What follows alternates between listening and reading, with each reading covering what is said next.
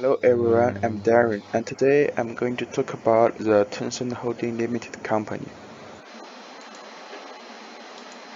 Tencent Holding Limited is an investment holding company mainly involved in the online advertising services, value-added service, and it also owns the largest communication and social platforms in China, QQ and WeChat. It was established on November 11th, 1998 by Ma Huateng and other 4 persons. There are total 9 directors, and only 2 of them are executive directors, Ma Huateng and Liu Zhiping. Ma Huateng is also employed as the CEO and the chairman of the board of directors. And the other 7 are all outside directors. And Jacobus and Charles comes from MIHTC, which will be discussed in next page. MIHTC is the largest shareholder of Tencent and owns 31% shares. Actually, MIHTC is controlled by Naspers Limited, a South Africa investment company, which invested in Tencent at the very beginning. And the Advanced Data Services Limited holds 8.58% shares through its wholly owned subsidiary Ma Huateng Global Foundation, which is wholly owned by Ma Huateng.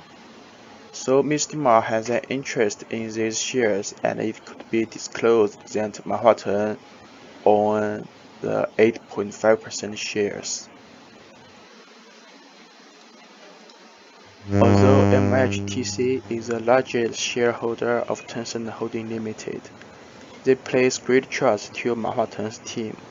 As we can see in the previous pages, they put only 2 non-executive directors in the board of directors, which means normally they will not get involved in Tencent's daily management. And Ma Huateng's team will have the absolute dominant power in daily management, although they have less shares. Only if the Tencent operating performance is extremely poor, they may consider to reorganize the board of directors. So I think in this level, the shareholders and managers have the same interest, and to reduce the conflict of interest between normal managers and shareholders, Tencent Holding Limited has a share award scheme, which provides company stock options or new shares to key employees who have or will contribute to the growth and development of the company, so that employees can share the company's performance growth. And then the employees' personal interests are closely integrated with the company's growth, long-term interest. And here's the example. In 2009, Tencent issued more than 8 billion award shares to its employees.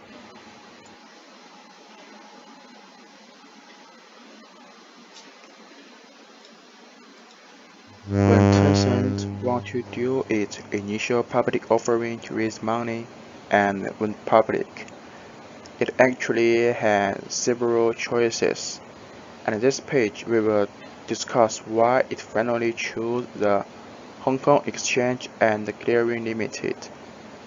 For New York Stock Exchange, in 2004, Chinese companies listed on the New York Stock Exchange are dominated by large companies like energy, telecommunication, and insurance. So the investors in New York Stock Exchange market is not optimistic to Tencent, a private company, and engage in the internet communication software.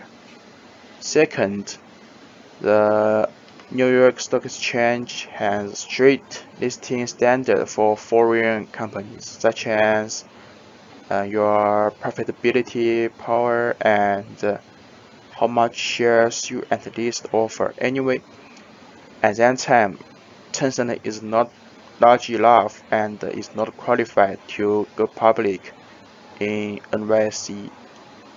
As for mainland China A share, there are several problems too. First, the place of the incorporation.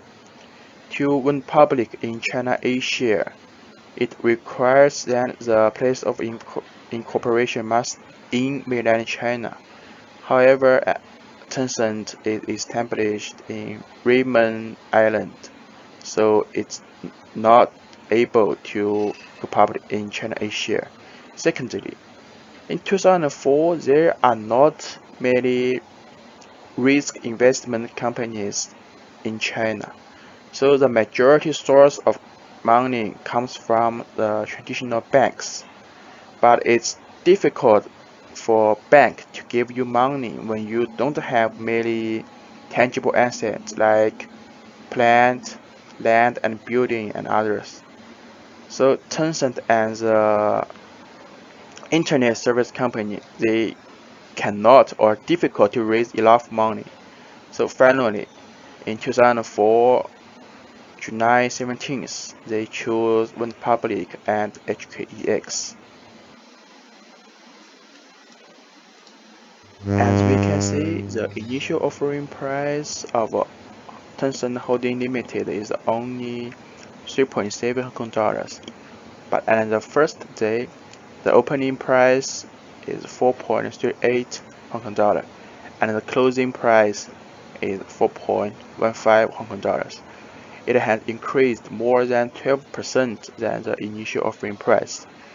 So such a significant increase is due to the difficulty for companies to price an IPO because there are no available market price when they try to set their offer price. To ensure there are enough customers are willing to buy the shares and their clients can earn a good return, there are always an underpricing for the offer price. In other words, IPO will usually offered at discount. So and first few days, the market price of IPO will increase a lot from the offer price. Actually, since the IPO, Tencent had few season equity offering. They would only issue some new shares due to two schemes. First is a share award scheme, and second is a share option scheme. And when they declare that they will issue some new shares, the market price would even not fluctuate. So there is almost no reaction from the market. In 2019, Tencent issued the largest bond in Asia, total 6 billion US dollar bonds, including 5 years, 7 years, 10 years, and 30 years bonds. Usually, when a company do debt finance by issue bonds to raise money, its market price will decrease because shareholders may think the company is doing bad and they don't have enough money.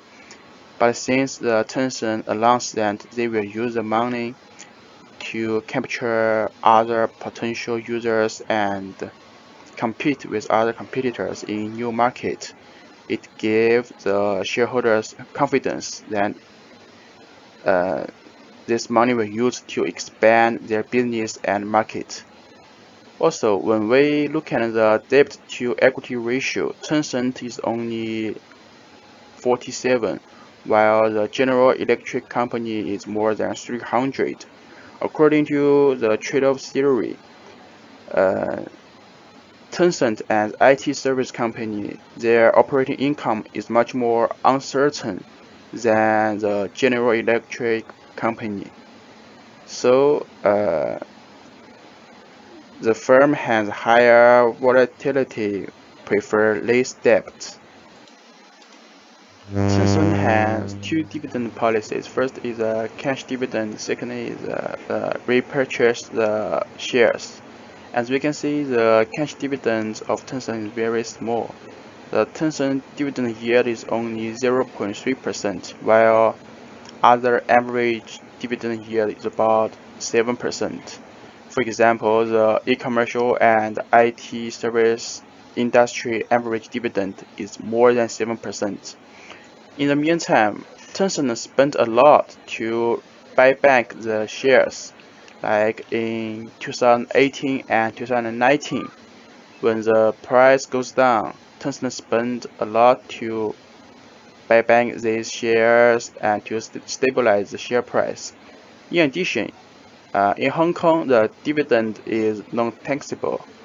However, a lot of share, big shareholders of Tencent is lived in mainland China, where the dividend is taxable. So spend less in cash dividend and more to buy back the shares to stabilize the share price can also decrease the tax expense.